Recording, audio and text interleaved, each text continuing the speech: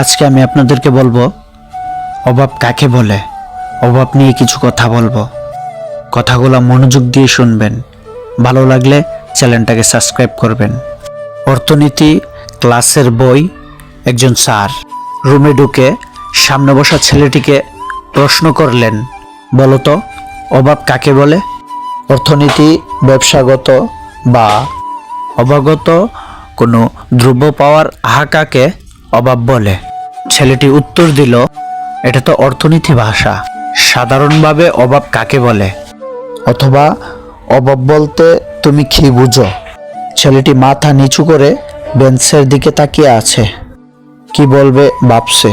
Sir আবার তাছাড়া দিলেন, বলল। ছেলেটি এবার বলতে শুরু করলো, আমি কলেজে আসার সময় মা আমাকে ভাড়া দিতে গিয়ে তার ব্যাগ তন্ন তন্ন করে খুঁজে অনেক কষ্টে 20-30 টাকা বের করলেন। আর আমি বাড়ি থেকে বের হয়ে 5-7 মিনিট পর ভাড়ার টাকাটা মাকে দিয়ে বলি, মা আজ কলেজ ক্লাস হবে না।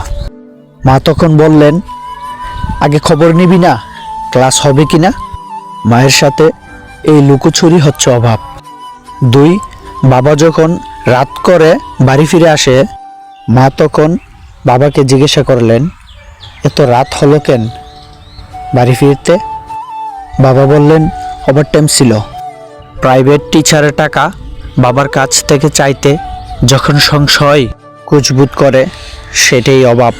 4, মাকে যখন দেখি ছেঁড়া কাপড় সেলাই দিতে দিতে বলেন, কাপড়টা অনেক ভালো, আরও কিছুদিন পরা যাবে, এইটাই আমার কাছে অভাব।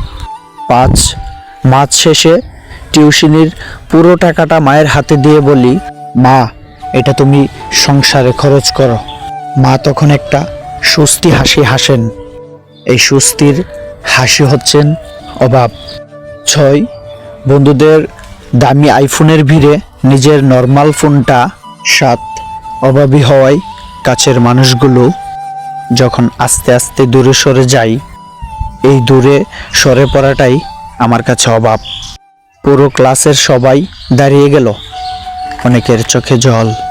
স্যারও চোখের জল মুছতে মুছতে ছেলেটিকে কাছে টেনে নিলেন। বাস্তব, আমাদের সহপাঠীদের মধ্যে এমন অনেকেই আছে যারা কয়েক মাস অপেক্ষা করেও বাড়ি থেকে টাকা পায় না।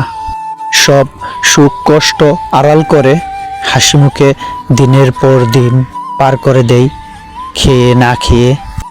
তাদের হাসির আড়ালে লুকিয়ে থাকা কষ্টটুকু বোঝার সুযোগ হয়তো আমাদের হয়ে ওঠেনি। এটাই বাস্তব।